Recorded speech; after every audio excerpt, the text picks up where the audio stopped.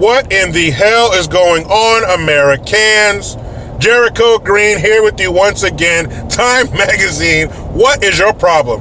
Who is putting together these crackerjack bullshit lists? This time, they came out with the top 100 most influential people. Really? Who's on these covers? Well, they had, some actors. They had like The Rock, one of the Asian doctors from, was it Grey's Anatomy? Had some athletes. They have the president on there, probably the most influential person in the world. But that was kind of weird because the last time that the president was on the cover of Time Magazine was when that little girl, that little brown girl, was standing there looking up at him crying, and he's just looking down at her like, fuck you, little brown piece of shit. I'm a racist white male. You can't come in my country. Go back to your dirt floor shithole and leave me alone. But it turns out the actual photo, yeah, the little girl was crying, but it was because her mom was being questioned by the Border Patrol agents, and she had to put her down. She was holding her. They asked her to put her kid down. Anybody out there ever have a 2-year-old? What happens when you put them down and they're not ready to be put down yet? They cry. That's what this little 2-year-old did. But the way they put the cover together, it makes you think that Trump is just a racist monster. See, I told you. He won't even let this poor, sad, crying little girl into our country. Man, please. Wasn't she the woman who took her kid and left? Her husband had a good job, other kids. He told her not to go and she bounced anyway. So who was a piece of shit in that scenario? The president or her? But I don't understand if the president is such a racist monster. Why would you put him on the cover of your magazine again as an influential person? It gets worse. They had Nancy Pelosi on there. That's right, a.k.a. David Lopan. And I don't mean the Lopan, the tall one with the makeup and the long nails. I mean the little gnarled, liver-spotted motherfucker in the wheelchair. Look it up. That's her. But who is she influencing? She can't even keep her own fucking party together.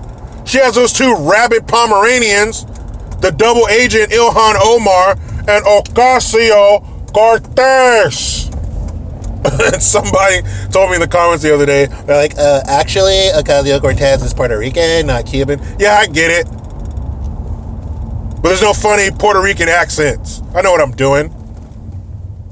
So anyway, she can't even keep her own party together. How is she influential? She's like the designated driver at the end of the night trying to collect all the drunk motherfuckers she's supposed to take home. It is out of control. I do not see where her influence comes in.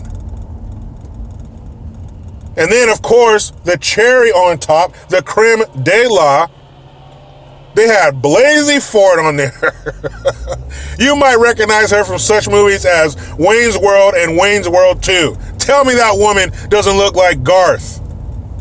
But they had her ass up there. Again, not sure who she's influencing. Unless you're some middle-aged woman with a bad memory and a fucking lie to tell, then I guess she is your influence. She couldn't even remember. She didn't even remember the proper year that it was supposed to take place.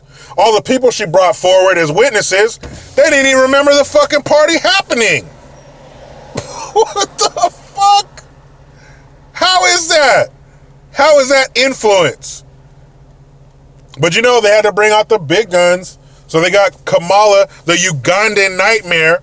She wrote a little piece in there talking about even in the face of all these people trying to silence her. Trying to silence what? She didn't remember shit.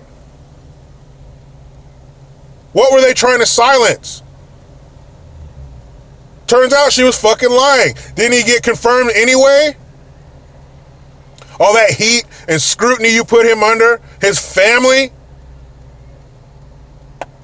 for nothing, for a bunch of fucking lies? And this is one of your most influential people? It just takes credibility away from their whole point. Not that they didn't take credibility away before. It's like when they gave Obama the fucking Nobel Peace Prize. Like 2 or 3 months into his fucking presidency. Don't you have to have something to do with peace to get the Peace Prize? Peace was not his mission. He couldn't even bring race relational peace, that's a fucking word, to his own country. He wasn't about peace. He was about division. Division and dependence is what keeps the Democrats in power.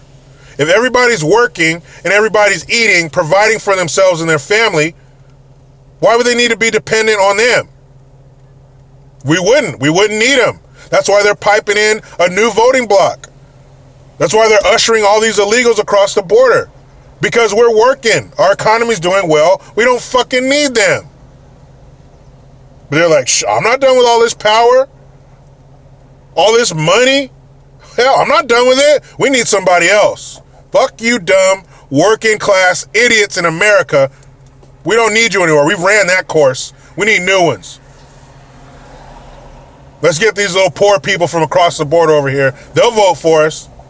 They'll keep us in power. But that's fucking bullshit. Most influential people? To who? I don't know who the fuck is over there in charge of these lists, but you might want to check them for a head injury. I don't think they're okay. Now, people, I got to get in this damn rat race and pay all these ridiculous fucking taxes in California. That's a whole nother video. But you know how it goes. I try to be done with the left, but they just won't let me. Please subscribe, hit that notification bell, follow your boy on the Twitters @Green_Jericho. I am Jericho Green. Man, I'm out.